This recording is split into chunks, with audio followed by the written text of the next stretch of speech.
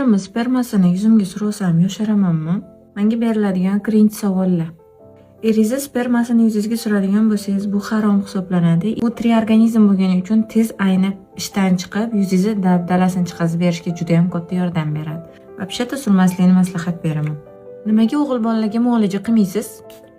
Nimaga? Chunki muolaja qilishni o'zim xohlamayman. Shu o'rtada tochka qo'yamiz qizlar. Ezvar mashtimga keldinglar shu savol bilan. Nimaga bunaqa darajada ozg'insiz? Men qattan bilaman nimaga ozg'inligimni. Xudoy meni shunaqa yaratgan. Yaqinda yozda sezdim semirib ketganimni, правильный питаниеga o'tganim, yana hammasi joyiga tushib oldi. Так что borni yeb ichib yotmasdan ozgina tog'orani ko'tarib harakat qilish kerak. Qovog'ingizni qatta qildirgansiz, Rossiya yoqadi menga, iltimos adresini bering deb so'ramanglar, chunki men adresini 1-2 marta berib odam jo'natgan edim, buzib qo'yib menga jalba bilan kelishdi. O'shandan keyin qaytib hech kimga maslahat bermaydigan bo'ldim. Meni orqamdan kimdir nimadir yomon narsa eshitib qolsa, qaysidir borgan, tavsiya qilgan mutaxassisim parod qilib qo'yadigan bo'lsa, men uni qaytib pul bersam, men uni reklama qilmayman. Menga tinchlik kerak, orqamdan qarg'ab yurishinglarning keragi yo'q. Nega yuzingiz yaltiraydi? Qanaqa tonalka ishlatasiz deb so'raysizlar-yu. Gap tonalkada emas, gap tonalkani tagidagi uxotda deb gapiraverib, chakalarim osilib qoldi. Ishqilib chakagim osilmasa, bu yog'iga ham shu narsani davom ettiramiz. Yana qaysi savollar qolib ketdi, o'shalarni kommentariyada yozib ketinglar. Unga ham nimadir kesatiqli atvet topib qo'yaman. She'rgacha olingan. Men she'rdan kelgan. Boshda tarafim suyagini pollar yo'q. Hali ham Allohning qudrati ekan.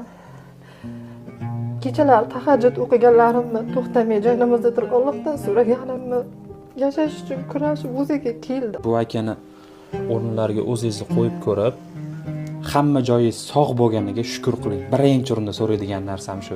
Akasi bilan chiqib shu mashina yuvib kelamiz deb avtohalokatga uchragan. 99-yil o'g'lim voqea joyida olamdan o'tdi. 5 oyda boshida mana 9 marotaba operatsiya bo'lgan.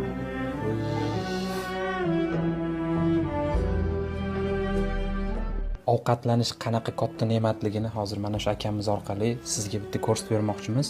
Ovqat shu yerdan berasiz? Ha, mana shu yerdan beraman. Suvni ham unaqa qo'yib ichadi. Shunda oshqozonlarga bu ovqat yetib boryapti-da. Ha, mana shu yerga mana oshqozon, bu ham mana bunaqa bu qonli ko'p yil qo'yilgan ham biri. Ovqat chiqib ketyapti bu yerdan ham. Bergan ovqatimiz keyinroq chiqib ketadi, yutalsa. Mana shunaqa qilib ovqatlantiramiz baland. Qo'llarini ham mana chaqaloq qanday bo'lsa shunday. Hech kim farzand o'g'lim kiymasin balam.